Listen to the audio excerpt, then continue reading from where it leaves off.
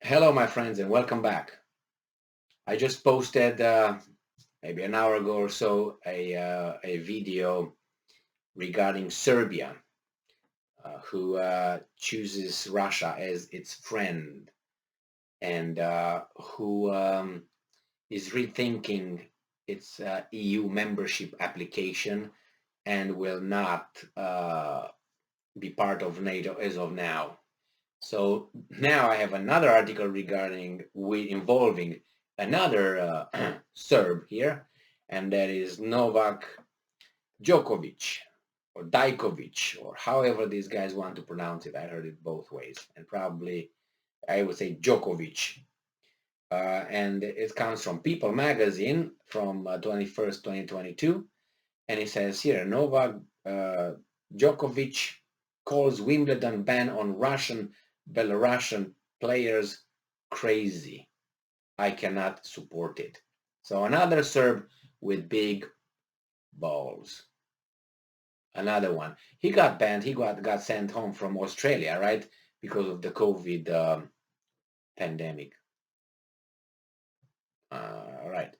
So it says here that Novak Djokovic is denouncing Wimbledon's recent ban on Russian and Belarusian players amid the ongoing war in Ukraine. Speaking with reporters at the Serbia Open following the announcement Wednesday, Djokovic, who's 34 years old, said he cannot support the decision of Wimbledon as a child of war. I know how much emotional trauma it leaves in Serbia. We all know what happened in 1999. In the Balkans, we have had many wars in recent history, he said, according to CNN. However, I cannot support the decision of Wimbledon. I think it is crazy, added the 20-time Grand Slam title holder, who also recently withdrew from the multiple U.S. tennis tournaments due to his vaccination status.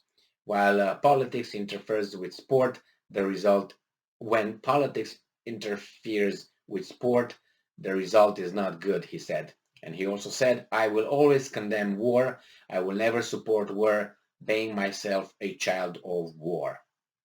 And we find here that Wimbledon, which is one of the 4 Grand Slam tournaments, would have seen a number of high-ranked Russian and Belarusian players. Number 2, Daniil Medvedev, and number 15, Anastasia Pavlyuchenkova of Russia, and number 4, Arina Sabalenka, and number 18, Victoria Azarenka of Belarus. So Wimbledon is scheduled to kick off on June 27 and end July 10. And it says, if circumstances change materially between now and June, we will consider and respond accordingly. So Putin, do that, and then your some Russians that you have nothing to do with will be allowed to earn a living. Well, in the meantime, I found out who will pay to rebuild Ukraine. This is like an extra, and I found out that Russia will receive a bill of about $1 trillion bill to rebuild Ukraine after Russia loses the war. Okay, yeah, they will be paying if the things stay as they are. Yeah, I'm pretty sure they already started the payments. Yeah.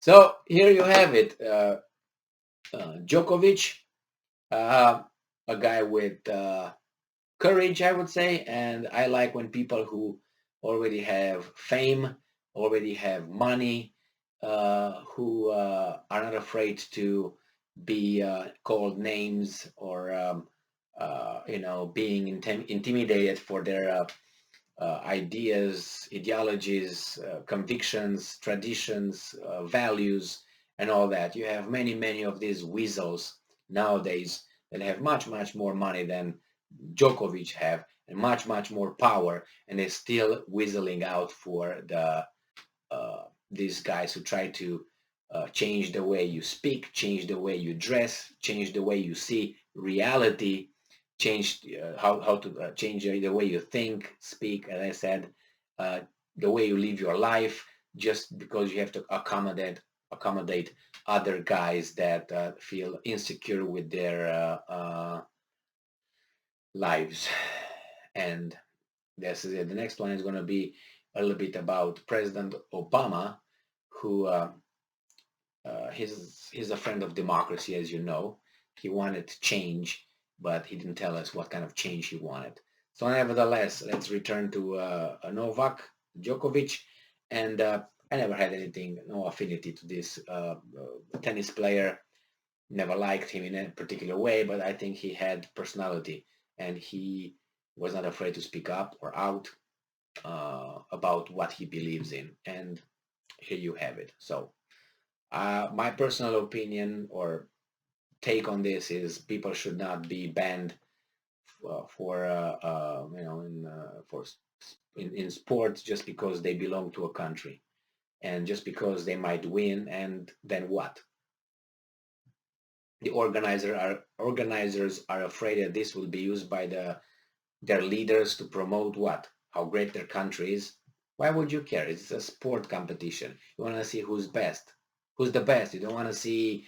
You don't care what happens after that. If you take a dump in the cup that he wins, that's his business. What do you know? And then he decides to. I don't want to say more. But anyway, it's just you want to see who's the best. That's all you do. That's all your goal. I want to see who's the best athlete in this. I don't know. In this case, this sports event. In this case, tennis. That's all you need to do. That's all you need to do, and you got sponsors to, to pay, for expenses and all the cups and all the money, and have people to come and watch it if they want. That's the extent of a competition. Then the politics, this, you can interpret anything any way you want if you're a little bit, like that. Let people compete, let them win, let them lose. They're going to make statements anyway. They will do whatever they want after that. Obviously, not in the communist countries, right? But at least let them, this is the way of, it's like their jobs. And you prevent them from doing their jobs because nothing that has to do with them. Nothing. And, I had an article before where that Russian composer was fired from Munich Philharmonica because he did not denounce someone and his country. Is that normal? Not because he supported it or kept quiet. He was fired because he did not denounce, he did not speak against. His silence was considered approval or support of whatever.